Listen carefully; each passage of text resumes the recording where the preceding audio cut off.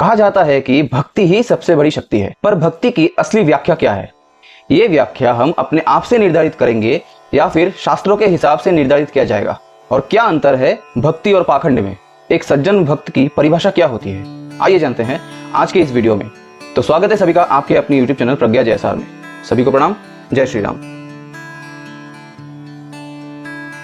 कोई व्यक्ति अगर भक्ति की ओर जा रहा है तो उसे कैसे पता चलेगा? तो इसका उत्तर यह है कि जब एक व्यक्ति अपने अतीत के बारे में यानी पास्ट के बारे में शोक करना छोड़ दे और अपने भविष्य यानी फ्यूचर के बारे में सोच के टेंशन लेना बंद कर दे या फिर चिंतित होना छोड़ दे और अपने वर्तमान में रहने की कोशिश करे, तभी आपको ज्ञान होगा कि आप भक्ति के मार्ग में जा रहे हैं। परंतु और एक कठिनाई हमारे सामने है, क्योंकि इस भक्ति के मार्ग को पाने के लिए सबसे पहले हमें हमारे कर्म को ठीक करना पड़ेगा। अभी हमारे ही बीच में बहुत लोग होंगे जिनके मन में प्रश्न उठेगा कि हम भी तो भक्ति करते हैं, रोज पूजा अर्चना करते हैं, आरती करते हैं, फिर हमारे साथ भेदभाव क्यों?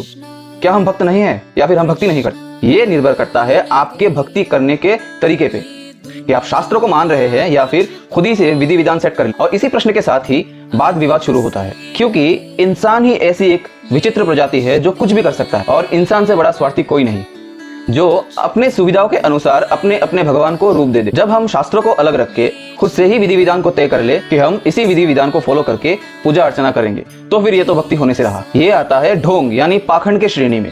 आप मानो चाहे ना मानो, हम अपने शास्त्र को और संस्कृति को सिर्फ संस्कृत बना के छोड़ दिए हैं। उदाहरण के तौर पे चलिए आज हम कृष्ण भक्ति के बारे में बात करते हैं। आप खुद अपने आप को प्रश्न कीजिए कि आपके लिए कृष्ण की परिभाषा क्या है? ये कृष्ण जिनको योगेश्वर महाराज भी कहा जाता है, यानी योगियों में श्रेष्ठ, और जिनकी कथा गोकुल से लेके माखन चोरी तक के साथ गोपियों के संग रास रचाना यही तक सीमित कर दिया है हम जैसे इंसानों ने। क्योंकि हमारे जैसे इंसान इसी चीजों को लेके ढोंग कर सकते हैं। अगर उस चीज को हमें समझना है तो हमें शास्त्रों का ज्ञान होना जरूरी है, जिसके लिए हमें खुद सुधरना होगा। और ये सुधरने वाली चीज हमारे प्रकृति के पूरे विरुद्ध है। हम संसार में परिवर्तन तो चाहते हैं, लेकिन खुद परिवर्तित होना नहीं चाहते। उदाहरण स्वरूप अगर हम देखें तो एक बात फॉलो कीजिएगा कि कितने माँ बाप ने अपने बच्चों को ये बात सिखाया है कि श्री कृष्ण ने अपने ही श्रीमुख से भगवत गीता का ज्ञान दिया है, और कितने माँ बाप ने भगवत गीता का श्लोक या फिर ज्ञान अपने बच्चों को दिया। हमारे आसपास बहुत भगवत पाठ होते हैं, लेकिन कितने भगवत पाठ में कृष्ण अर्जुन संवाद के बारे में बताया गया है? हाथ में गिने चुने कुछ। हाल ही के दिनों में ये बात बहुत प्रचलित है कि मणिहारी का भेष बनाया और शाम चूड़ी बेचने आया। कृष्ण ने माखन चोरी कर लिया, गोपियों के साथ रास रचा लिया, लेकिन आपको ये बताने वाला कोई नहीं मिलेगा कि श्री कृष्ण ने 47 वर्ष तक ब्रह्मचर्य का पालन किया है। आधे से ज्यादा इंसानों को तो ये बात भी नहीं पता कि ब्रह्मचर्य का मतलब क्या है। एक भगवत गीता का ज्ञान देके श्री कृष्ण ने पूरे महाभारत का नक्शा पलट कर दिया। खुद 64 कलाओं में निपुण थे श्री कृष्ण, लेकिन ये बात अपने बच्चों को बताएगा कौन? आप और हम जैसे इंसान जो खुद शास्त्र का ज्ञान नहीं रखते, जो नहीं पढ़ते। अगर हमारे पास ही ज्ञान नहीं होगा तो हम अपने बच्चों को सिखाएंगे क्या? कुछ दिनों बाद दुर्गा पूजा और काली पूजा शुरू होने वाला है। पालन कौन करेगा? हम जैसे ही लोग।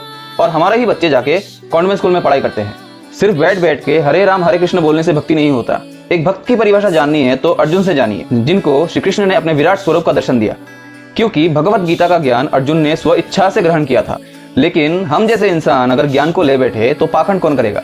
एक ऐसी पर्सनैलिटी, व्यक्तित्व जिन्होंने सिक्योरिटी के कारण समुद्र के बीचों बीच द्वारिका नगरी को बसा दिया। इतने सहिष्णु जिनके पास सुदर्शन चक्र जैसे विनाशकारी अस्त्र होने के बाद भी हाथ में बांसुरी लेके घूमते हैं। एक क्षण में महाभारत के युद्ध को खत्म करने की क्षमता रखने वाले अर्जुन को कहते हैं कि हे पार्थ, अपना कर्म कर।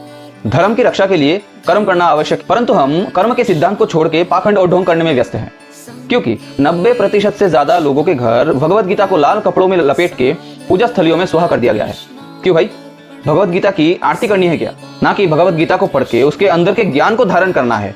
एक बात स्पष्ट रूप से हम जान लेते हैं कि हम वर्तमान में जैसे हैं, आगे जाके 10-20 साल में हमारे बच्चे भी हमारे ही जैसे ढोंगी होंगे या फिर निठल्ले होंगे।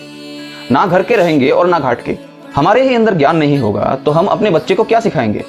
कल जाके अगर वो कुछ प्रश्न करे हमसे तो हम क्या उत्तर देंगे उनको? कर्म के सिद्धांतों के अनुसार जैसा बीज आप आज के तारीख में बोएंगे, आगे जाके वैसा ही फल आपको मिलेगा। समाज को सुधारने के लिए भगवान हर बार नहीं आ सकते, इसीलिए आपके अंदर 250 ग्राम का ब्रेन दिया हुआ है कि आप पढ़िए, जानिए, ज्ञान लीजिए, खुद समझिए, फिर बाद में जाके सामने वाले को समझाइए। इतिहास साक्षी है कि ढोंग और पाखंड ने ही धर्म का सबसे बड़ा क्षति किया है। धर्म का सबसे बड़ा शत्रु ढोंग और पाखंड ही है। हमको शत्रु की आवश्यकता नहीं है। हमारे संस्कृति को नष्ट करने के लिए हम खुद ही पर्याप्त है। आचार्य चाणक्य ने कहा था कि एक देश को अगर बर्बाद करना है तो उस देश की संस्कृति को बर्बाद कर दो, देश अपने आप बर्बाद हो जाएगा। और हम आज के तारीख में उसी दिशा में जा रहे हैं। इसीलिए हमारा पहला कर्म है पढ़ाई करना, ऑथेंटिक रिसर्च करना।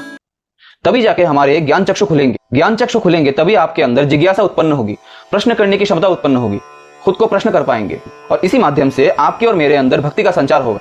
अगर एक बार हम ये मार्ग पकड़ ले तो हमारा कर्म भी अपने आप सुधर जाएगा और सही दिशा पकड़ लेगी। हमें खुद की सहायता खुद को ही करनी पड़ेगी, नहीं तो दिशा भ्रमित करने के लिए हमारे आसपास बहुत सारे शकुनी घूम रहे हैं। जब कलयुग अपने चरम सीमा पे होगा तब यही ज्ञान आपको बचाएगा।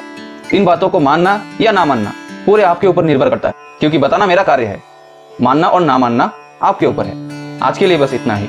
तो फिर मिलते हैं हमारे अगले वीडियो में कुछ नए तथ्यों के साथ, और अगले वीडियो में हम बात करेंगे हमारे 16 संस्कार के बारे में। तब तक के लिए धन्यवाद। जय श्री राम।